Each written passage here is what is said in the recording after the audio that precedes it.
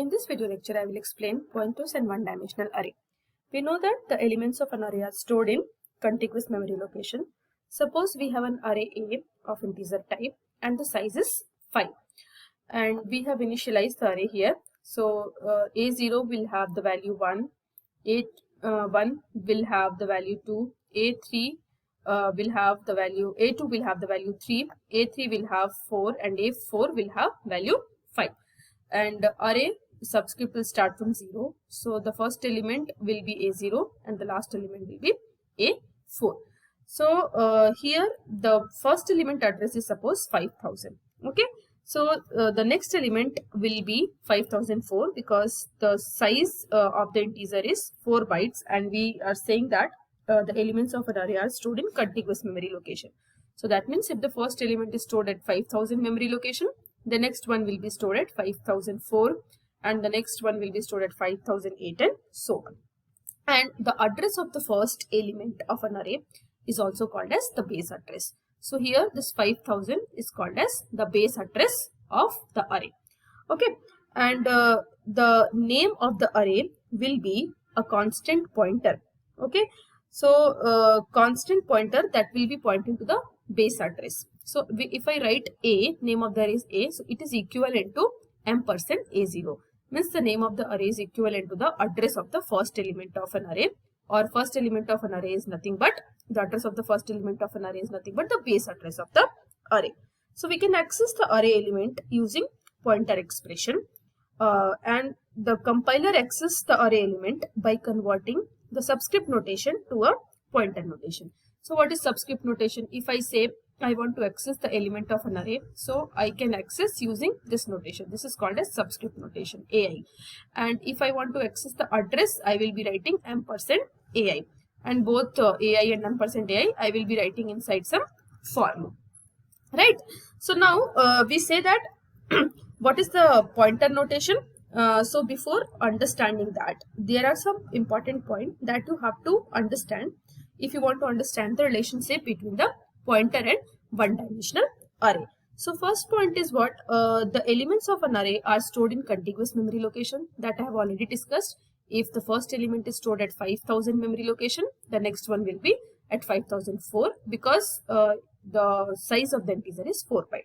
If suppose it was a character array, then if the first element address is 5000, the next one will be 5001 and 5002 and so on. So the first point is elements are stored in contiguous memory location. And the second point is name of the array is used in an expression. Here this is the A is the name of the array. So when the name of the array is used in any expression, the value of the name is a constant pointer that points to the, denotes the address of the first element. That means this A is equivalent to ampersand of A0. So name of the array is equivalent to the base address of the array, and base address is nothing but the first element address. And according to the pointer arithmetic, when the pointer variable is incremented, it points to the next location of that base type. So if I say I have integer A and there is one pointer variable PTR, and A is of integer type, PTR is also of int type. Now PTR is pointing to A because PTR is having the address of A, if I say. Okay, so now a PTR is pointing to A by storing the address of A. When I say PTR plus plus means it will point to the next memory location. So the pointer arithmetic means when it is incremented, the pointer variable is incremented, it points to the next location of that base type. Okay, so if I say this is my array and I want to print the elements of this array and the address also, means I want to print 1 2 3 4 5, these are the values and address. So I will be writing one for loop, and if I write AI here, percentile D AI, this will give me the value. So when I is equal to 0, this will give me A0, that is 1. When I becomes 1, it will give me A1, that is 2. Then A2 will be 3 and A3 will be 4 and A4 will be 5. So this will give me the values. And when I want to print the address, then I have to write the format specifier percentile P and ampersand AI. So this will give me ampersand A0, ampersand A1, ampersand A2, ampersand A3 and ampersand A4. So this will be this will print, the second printf statement will print the address in hexadecimal format. And one more thing you have to remember, next time when you execute the same code, it may give some different address also. So this we already know how to print the value or how to print the address of the element of the array. Now we will see using pointer notation how we can do that. Okay, so the address of, we know that the address of the zeroth element is nothing but ampersand A0. Okay, and the name of the array A, it denotes the address of the zeroth element, means this A is equivalent to ampersand A0, and the address of zeroth element can be given by ampersand A0 also. So we either we write A or ampersand A0, both are same, they represent the same address. And name of the array is a constant pointer. We say A is a constant pointer that will always point to the first element of an array. And according to pointer arithmetic, when an integer is added to a pointer, means this is a constant pointer. When integer is added, means I add 1 to A. What happens? We get the address of the next element of same base type. Means this A plus 1 will be equivalent to A ampersand A1. A plus 2 will be equivalent to ampersand A2, and so on. So we can say this A is nothing but it points to the zeroth element, because when we say I have an array A5, right? So 0, suppose this is 0, 1, 2, 3 and 4, correct? So when if I just write A, so that means this is, suppose address is 5000, so this will point to the base address, and this is nothing but base address.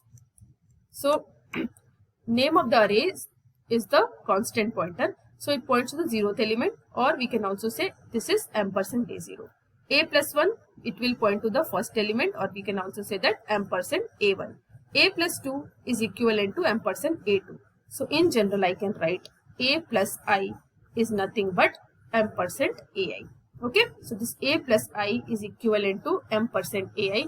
So when I write this, that means I mean the address. And when I want to access the value at that address location, then I need to write the star. So this star A plus I is nothing but AI. Okay, so these two notation, these two are very important. So let's take one example. Here I have an array A that is of int type, and these are the values.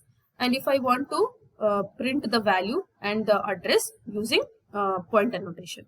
So in previous program I used AI and ampersand AI. So AI to print the value and ampersand AI to print the address.